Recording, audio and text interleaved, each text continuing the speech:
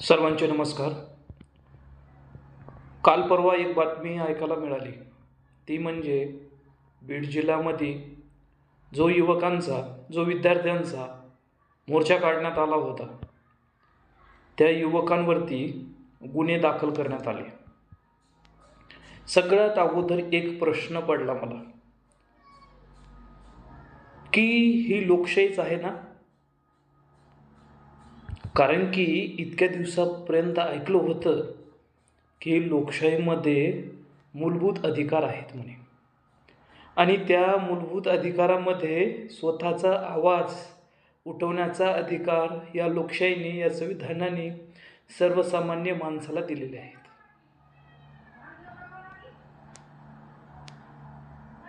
आम्ही पेपर दिलेत, जे फीस तुम्ही सांगितली, पिळवणूक करून जी फीस तुम्ही सांगितली ते सुद्धा भरलीत, आणि जे सेंटर आम्ही निवडले होते ते न देता दुसरे सेंटर तुम्ही आम्हाला दिलेत. एवढं होऊन सुद्धा चालू पेपर फुटलेत, त्याची चौकशी न करता आणि निकाल लावण्यात आला, आणि तो निकाल 200 पैकी 200च्या वरी निघतो. आणि या निकालाविरोधात जर विद्यार्थी आक्रोश व्यक्त करत असतील तर वेगवेगळ्या जिल्ह्यामध्ये परमिशन भेटल्या नाहीत मोर्चा काढण्यासाठी, आणि जिथे विद्यार्थ्यांनी आक्रोश मांडला त्यांच्यावरती गुन्हे देखील लादण्यात आले. ही दडपशाही नाही का? हे लोकशाहीचं हनन नाही का? हे हुकुमशाहीकडे जाणारा पहिला पाऊल आपल्याला म्हणता येणार नाही का? हे सगळ्यात अगोदर पडलेला मला प्रश्न. दुसरा मुद्दा सांगतो. दुसरा मुद्दा असा की आम्ही 2023ला जिल्हा परिषद शाळेसाठी लढा उभा केला होता, आणि गट शिक्षण अधिकाऱ्याला जेव्हा त्यांच्याकडे गेलो होतो तेव्हा त्यांनी असं म्हटलं होतं की दिवाळीपर्यंत ज्या शाळेवरती शिक्षक नाहीत तिथे शिक्षक उपलब्ध होतील म्हणून. दिवाळीपर्यंत. मग आतापर्यंत का उपलब्ध नाहीत? का आम्हाला शिक्षणाचा अधिकार नाही मूलभूत म्हणून? मग सर्रासपणे सांगून द्या ना, तुम्हाला अधिकार मुळीच कोणत्याच गोष्टीचे नाहीत म्हणून. ना आवाज उठवण्याचा, ना शिक्षणाचा, ना माणूस म्हणून सन्मानानं जगण्याचा सुद्धा नाहीत ना. असं शासनाने सांगून द्यावा, म्हणजे आम्ही या अंधश्रद्धेमध्ये राहणार नाही की भारतामध्ये जगातली सर्वात मोठी लोकशाही आहे म्हणून. ज्या संविधानाला लिहिण्यासाठी डॉक्टर बाबासाहेब आंबेडकरांनी माणसाला माणूस म्हणून बनवण्यासाठी, किंबहुना शिक्षण हे वाघिणीचे दूध आहे, जो तो पिल तो घुरघुरल्याशिवाय राहणार नाही, असं म्हटणारे डॉक्टर बाबासाहेब आंबेडकर संविधान लिहून गेले. त्याच्यामध्ये मूलभूत अधिकार बोलण्यासाठी, शिक्षण घेण्यासाठी दिलेले आहेत.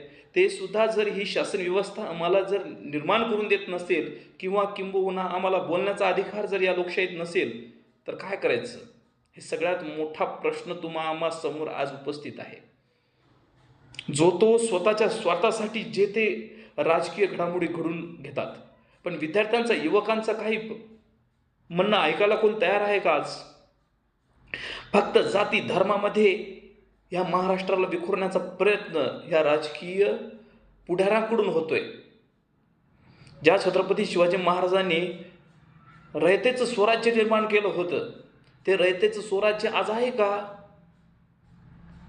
आपण आज 22 तारखेला रामराज्य ही भूमिका प्रस्थापित करतोय, पण ती रामराज्याची भूमिका, जे स्वराज्याची भूमिका, ह्या जनतेचं जे अस्तित्व आहे, जे मूलभूत अधिकार आहे, तेच आपण त्यांना देत आहोत का? हे सगळ्यात महत्त्वाचा आणि मूलभूत प्रश्न आम्हा समोर निर्माण व्हायला पाहिजे. जर स्वतःचा आवाज जर उठवण्याविरोधात जर त्या विद्यार्थ्यांवरती जर गुन्हे दाखल होत असतील, तर त्यांचं समोरचं आयुष्य काय होणार? हे प्रश्न तुम्हाला समजलं कधी? एखाद्या राजकीय नेत्यावरती तुम्ही तसा एखादा गुन्हे का दाखल करत नाही? जाती आणि धर्मामध्ये विषबाधा करणारे लोकांविरुद्ध तुम्ही का गुन्हे दाखल करत नाही? विद्यार्थ्यांनी स्वतःचा लढा उभा केला होता तेव्हा कुठेतरी कंत्राटी भरती मागे घेण्यात आली, आणि आज सुद्धा विद्यार्थी स्वतःचा लढा स्वतः लढतोय, एवढं लक्षात ठेवा. आणि जर हे म्हणणं जर अजूक ऐकलं नाही तर याच्यापेक्षा तीव्र 2024ला तुम्हाला तुमची जागा दाखवण्यात येईल. तुम्ही जाती आणि धर्मामध्ये ह्या युवकाला विखुरून स्वतःचं राजकारण साध्य करायचं असं जर तुमच्या मनात असेल तर हे होणार नाही. हे छत्रपती शिवाजी महाराज, महात्मा ज्योतिबा फुले, डॉक्टर बाबासाहेब आंबेडकर, छत्रपती शाहू महाराज यांचा महाराष्ट्र आहे आणि कदापि हे खपून घेतलं जाणार नाही, एवढं लक्षात ठेवा. धन्यवाद.